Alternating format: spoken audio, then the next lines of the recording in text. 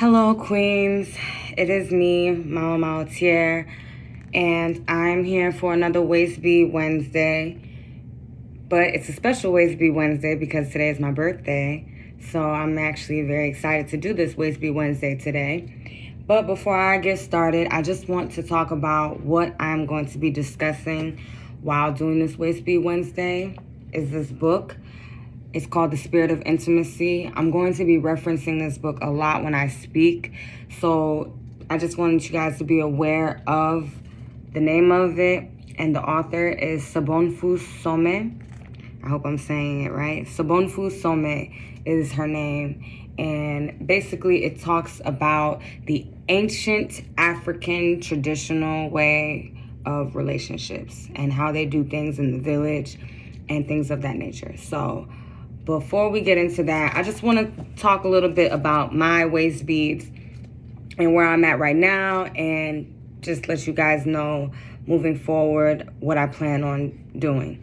So I know that a lot of people saw my post where I said I didn't feel like being social or being around people because of my major depression, okay? I was diagnosed with major depressive disorder in 2016 along with PTSD, which is something that I haven't really spoke about too much, but it is real, it is my life, and also it's something that I'm now allowing people to know that part of me, because I used to just not say anything, and then issues would arise later where it's like, maybe I should have said something. Maybe that could have been prevented.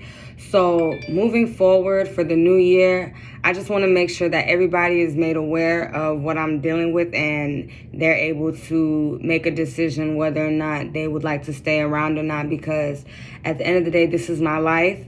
And you're either going to support me or you're not. You're either going to be with me or you're not. And I appreciate the support that I do get. And I appreciate the people who are still able to look past my adversities and still want to be part of what I have going on.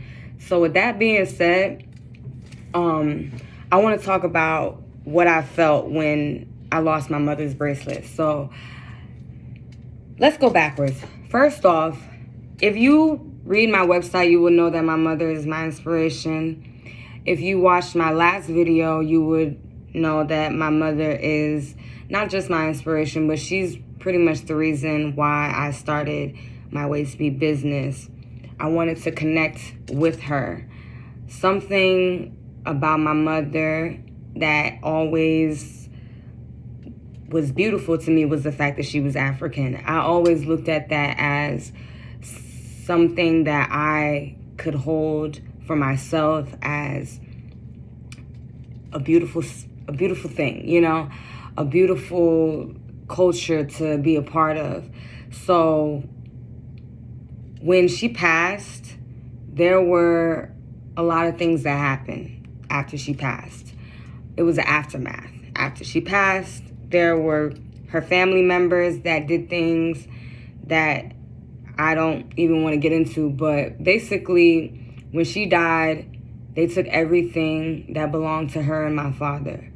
And since they've been dead, everything that belonged to my mom that was left for me has been gone, has been taken. When it came down to her bracelet, I don't know if I was given it or if I just found it. But I was told that it was hers, and I kept it ever since because I felt like, oh my gosh, I have something, some jewelry. Yes, finally. But I kept it for years. I kept that piece of jewelry. And it was bronze, silver, and gold. And it was supposed to be a protective type of bracelet. I wore it on my right hand because it's even part of my logo.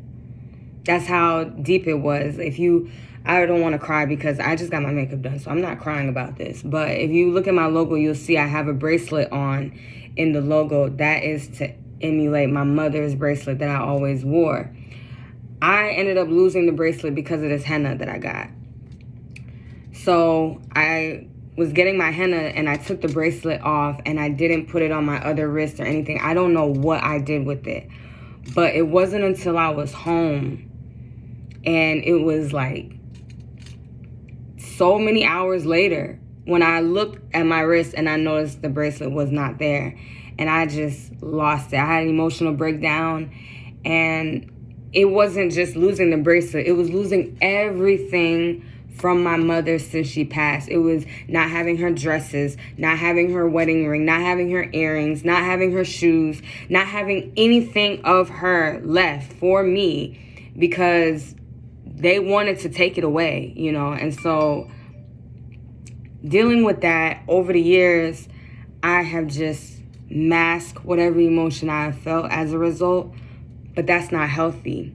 So I had to express the pain that I feel because I would be lying if I said I'm not still feeling it. I still feel sad that I lost her bracelet, but I had to let it go. I had to accept that it's gone. And if we're being honest, I had to make myself okay with accepting that it was gone. And I told myself, well, Mom, I lost your bracelet, but I lost it at a wedding ceremony. I lost it at a celebration ceremony. I lost it somewhere where we were all happy. And my mother is Muslim, or she was Muslim when she was alive. And so there was a lot of Muslim women there, and they were wearing their beautiful outfits and their beautiful dresses.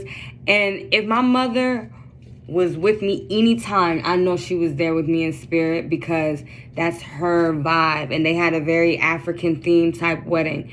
So as much as I wanted to be sad that I lost her bracelet, when I actually reflected on when, how, and where I lost it, I said, I don't think my mother wants me to be sad about this because I can connect with her or I can reconnect with her in another way, but I'm still grieving and I'm still hurt. And so something I read in this book is The Spirit of Intimacy. It talks about marriages and how marriages are gifts to the community. And when you get married to someone, it's basically you are giving a gift to wherever you're from. So it made me think about my mother's marriage to my father and how that was probably a gift for some people. The fact that my mother was getting married to my father. Some people looked at that as a gift. And even though that's a blessing, sometimes that's not always a good thing. And they speak about that in the book. And I'm not going to go too much in detail, but I just want to say that even though my mother had people that loved her dearly and were so happy to know that she was marrying my father, she also had people that were very angry, and she had people that resented her. They were envious of her. They didn't like her, and they didn't like the fact that she loved my father as much as she did. They actually could not stand her for loving my father as much as she did. And when I was a little girl, I felt that energy. I had to take on whatever negative emotion they felt towards my mother. I had to take that. And I struggled with that. And it actually held a really bad place for me in my heart with her because I almost like resented my mother for having people hate me because of her, because I'm like, if it wasn't for you, people wouldn't hate me. But that is what trauma does for you, where it messes with your mind to where you start thinking things like that.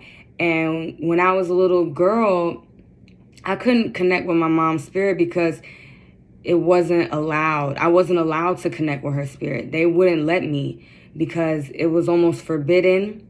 I couldn't speak about her. I couldn't miss her. If I cried because I was sad, it was like, oh my gosh, I couldn't even imagine crying and telling someone I'm crying because I miss my mom. Like, I couldn't imagine doing that. That's how bad it was. So just so you kind of understand where I am as far as my mom being dead and me having to live with that, I have not been able to honor my mother as a little girl. I have not been able to honor my mother the way I should or the way I would have liked to, or the way you might honor your mom. I see people honoring their mothers all the time.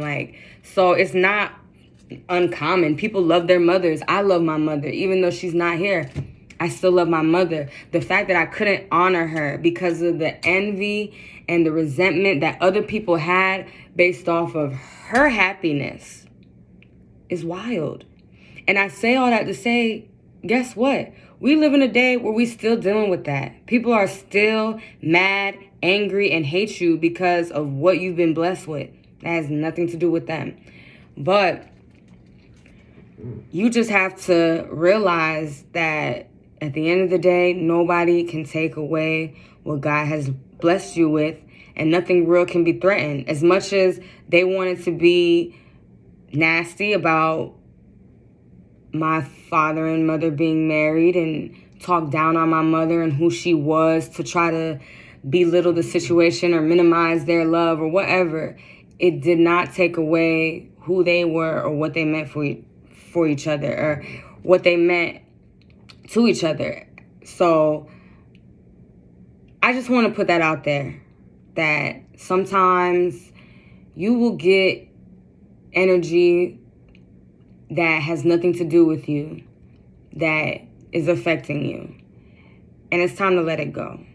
I have been holding on to energy from my mother marrying my father since I was a little girl, and I'm a grown lady. I want my own husband. I want my own kids. I want my own life. And to know that I haven't even taken the time to heal, to just acknowledge my mother's life, it's kind of frustrating for me because now there are parts of myself that I don't even know that I probably could have discovered had I just focused on her, but I wasn't allowed to. So that's what I'm doing now. I am allowing myself to heal and get closer to my mother's spirit, get closer to her culture. And also another thing that they mentioned in the book about the marriages, when people try to use other people's marriages for their own personal gift, it usually is so they can get some type of material thing out of it. It's a materialistic want. It's not from the spirit, which this book talks a lot about spirits and ancestors. So when it comes down to disconnecting from the spirit, then you want to be materialistic. So when it comes to my mother and me thinking of her spirit and reading that book, I have to say, okay, I don't want to be materialistically connected to her. I want to be spiritually connected to her. And in order for me to be spiritually connected to her, maybe I have to let go of the material things. And that's hard. That's a hard reality to accept, but it's the reality of life if you want to move forward. Because I could sit here and have a whole messed up 2021 all because I don't have my mother's bracelet. And I don't have the means to do that. I'm not going to do that. I'm not going to do that to myself. I'm not going to do that to the people that love me. And I'm not going to do that to the people that support me. So I am going to need some more time. I will definitely say that I'm not ready to be social. I'm not ready to put myself out there in the world. But one last piece of information that I will share that I wasn't going to share, but I'm going to share it anyway. And it's the surprise that I was going to share on my birthday, is that I am working on a book, and the book is going to talk about my waist beads, and you guys are going to be able to know exactly how this jewelry came back into my life after my mother passed, and how I've been using it as a tool since she's died. And the reason why I have to kind of stay to myself is because with writing the book, I get triggered randomly, and I never want to not know when I will be triggered or not know how I'm going to react to something I have to write about or a certain point in my life that I'm addressing. I don't know where it's going to take me emotionally. So I just don't want to be going through it in front of people, because that's not me. I'm the type of person where I want people around me to be happy, smiling, we having a great time. I don't want people around me to feel like, oh my gosh, Milan is sad, now I'm sad. That's not okay. So I have to make sure that I'm making myself appropriate to be able to be around people, because I don't want anyone getting the energy that I feel. And I'm so big on energy. I don't want to transfer any negative emotion that I have to someone else. I need to feel it, understand it, release it, and then I can move forward and be around people and transfer positive energy. So that's all. I hope you all have a blessed rest of your life. Happy birthday to me, Mama Malatier. God bless my mother and my father, who I love dearly. I will see you guys next Wednesday. Remember, you can always get 50% off when you order on Wednesday. Just make sure to use the coupon code WBW at www.myafricanwaistbeads.com. Okay? Until next time, I will see y'all later.